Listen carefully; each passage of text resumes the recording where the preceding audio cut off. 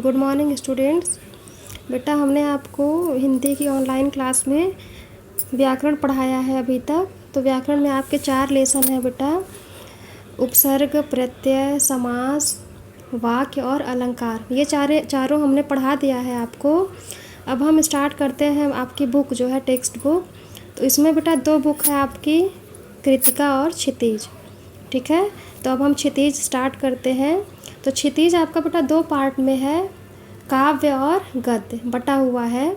कुछ लेसन काव्य में है, 8 या 9 या 10 लेसन, और उतने ही आपके गद्य में है। ठीक है, तो गद्य में केवल कहानी है, वो आप अपना पढ़ते रहिएगा। बाद में क्लासेस स्टार्ट होंगी तो फिर हम समझा देंगे, एक्सप्लेन करेंगे। अभी हम काव्य स्टार्ट करते हैं। तो काव्य में बेटा पहला चैप्टर है आपका साखियाँ एवं शब्द। ये कबीरदास द्वारा रचित है। सीरियल से अगर आप देखेंगे तो ये आपका 9वां चैप्टर है, और काव्य के अकॉर्डिंग ये आपका पहला चैप्टर है। ठीक है, तो ये कबीरदास द्वारा रचित है।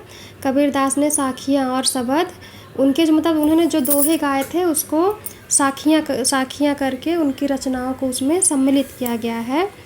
तो चलिए देखते हैं हम। हमारा पहला है साखियाँ। ठीक है, तो अब देखते हैं हम कवि इसमें क्या कह रहे हैं। मान सरोवर सुभर जल, हंसा केली कराही, मुक्ता फल मुक्ता चुगय, अब उड़ी अनत न जाही। अब चलिए देखिए बेटा, इसमें जो है कवि ने आत्मा और परमात्मा की बात कही है कि आत्मा जब परमात्मा की भक्ति में लीन हो जाती है तो उसे और कहीं अच्छा नहीं लगता है। तो चलिए देखते हैं हम यहाँ पे। मान सरोवर सुभर जल, हंसा केली कराही, यानी कि मानसरोवर के स्वच्छ जल में हंस मिल कर के केली कराई, विभिन्न प्रकार की क्रीड़ाएं कर रहे हैं। मुक्ता फल मुक्ता चुगय, अब उड़ी अनत न जाही, और वो उसी मतलब मानसरोवर में ही वहीं पे मुक्ता फल यानी कि मोती रूपी फलों को चुग रहे हैं, फलों का पान कर रहे हैं। अब उड़ी अनत न जाही, और अब वो इस सुख को छोड़ करके अन्यत्र कहीं उड़ करके नहीं जाना चाहते हैं।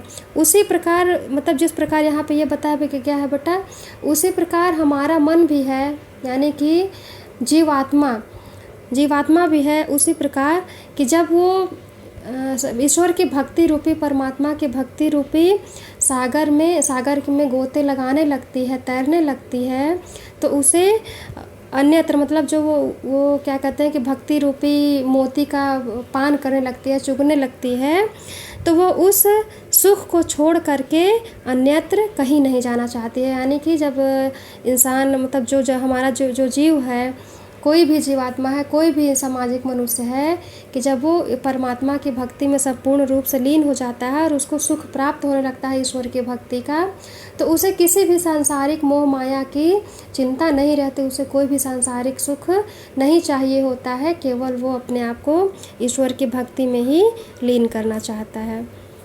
अब हम दूसरा देखते हैं।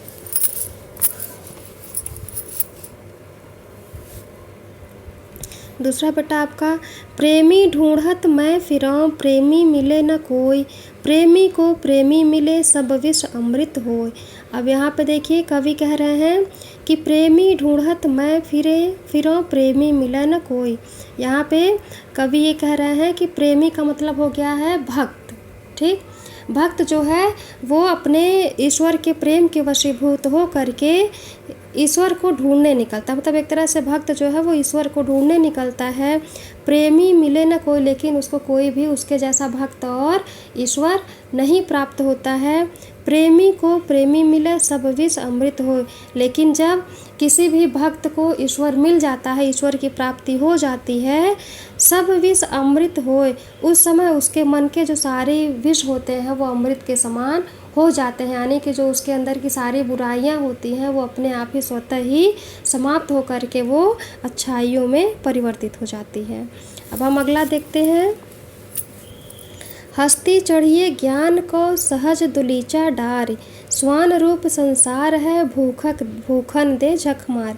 अब यहाँ पे देखिए कवि ने ये कहा है कि जो व्यक्ति संसार में ज्ञान रूपी मार्ग पे चलने लगता है, ज्ञान प्राप्त कर लेता है, तो वो अपने कार्य में आगे बढ़ते ही जाता है, भले ही समाज के लोग कुछ भी कहते रहें। चलिए देखते हैं। हस्ती चढ़िए ज्ञान को सहज दुलीचा डार, यानी कि मनुष्य जो भी हस्ती चढ़िए यानी कि हाथी पर, ज्ञान रूपी हाथी पर जो भी सरलता का दुलीचा डाल करके चढ़ जाता है, यानी कि जो भी ज्ञान के मार्ग पे आगे बढ़ने लगता है। स्वान रूप संसार है भूखन दे झकमार, तो ये जो संसार है वो स्वान रूप यानी कुत्ते के समान है, उसका तो भोंकना काम ही है। उसकी चिंता किए बिना ही मनुष्य को अपने ज्ञान के पथ पर, अपने कर्म के पथ पर आगे बढ़ते रहना चाहिए। अब हम अगला देखते हैं बच्चों। पखा पखी के कारण सब जग रहा भुलान,